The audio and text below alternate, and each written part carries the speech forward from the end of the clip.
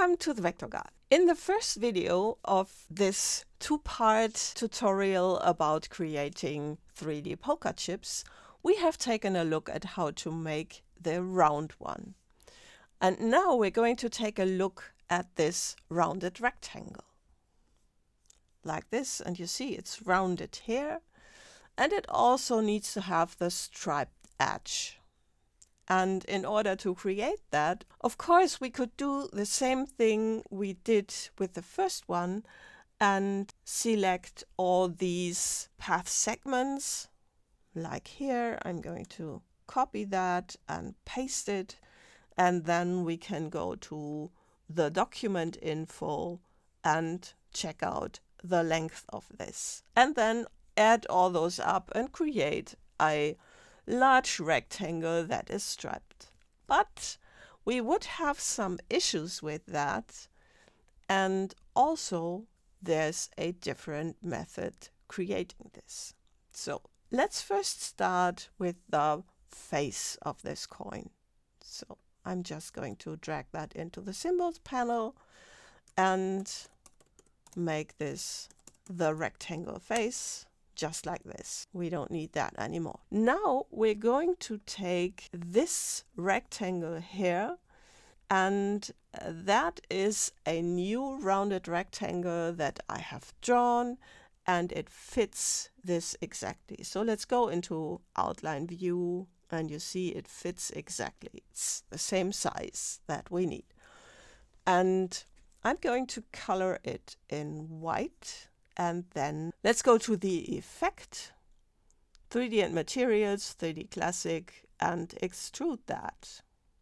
And again, I'm going to set up 25 points. And then let's go to map art. This is the front. And I'm going to rectangle face, and that fits. But you see now that we have 10 surfaces. With the round poker chip, we had 3. So we had the front and the back, and then we had the edge. But here we have 10. Now why that? And you see, when going through them, what Illustrator highlights here. Obviously, it splits up that edge into several portions.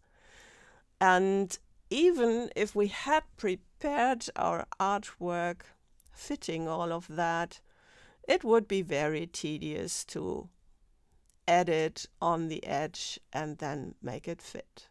So that's obviously not a way to do it. I'm going to OK and then OK out of here. So first of all, why does Illustrator do that? And in order to check that out, I'm going to create another rounded rectangle. The size doesn't matter. And we're going to take a look at this. And when you remember what Illustrator did here is it highlighted several sides. So this rounded corner was one surface, and then this one until the next rounded corner, and so on. And you see this matches with the points that we have along this edge. And when we take a look at these points, I'm going to highlight one of the points, and when I now move this handle, then you see this is a corner point. And that's what Illustrator does here. The surfaces match corner points. So when there's a corner point, then this surface ends there, like that. So that's why this happens. And if you do not want to do that, then what you could do is take the anchor point tool and, make them into smooth points. This would require some work to do, so I'm just going to do it and just match it, just eyeball it like so, just like this.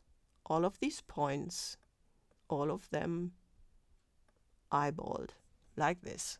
And now we're going to 3D and materials, classic, and extrude them like this, map art, and you see now we have 3 surfaces.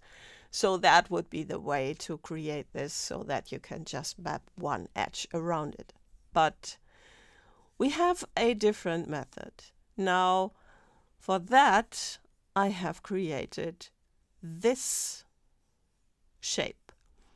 And this, I have just created it, you know, when you take this one here, which has the design, which is split up into several shapes. So in Outline View, you see there are several shapes. And I'm going to make a duplicate. And when you then use the Pathfinder Unite on it, just like this, then you get this shape, which has several anchor points along there. The anchor points come into existence because the Pathfinder is set up like this, so it doesn't remove the redundant points. If this were turned on, then these points, the Pathfinder wouldn't create them. So I'm going to cancel here, and let's just take this.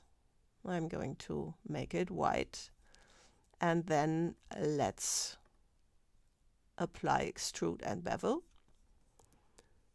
It's already set up. Map art is already set up as well. So just like this, and we have 22. I'm going to OK and OK out of here. And in order now to get these red, what we can do is just make a rectangle. Size doesn't matter. Pick up that red color here and make a symbol. Just red, like this. So let's go into the appearance panel and into the settings and go to map art. And then we are going through these single surfaces. So this one is white, it can stay. This is red.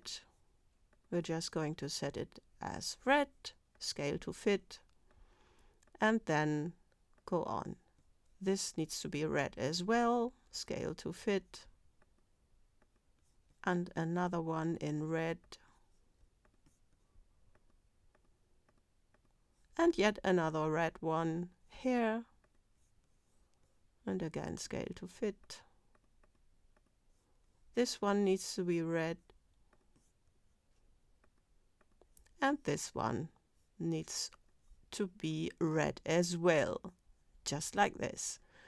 Shade the artwork, and then we can just position that thing just like this and set up the lighting.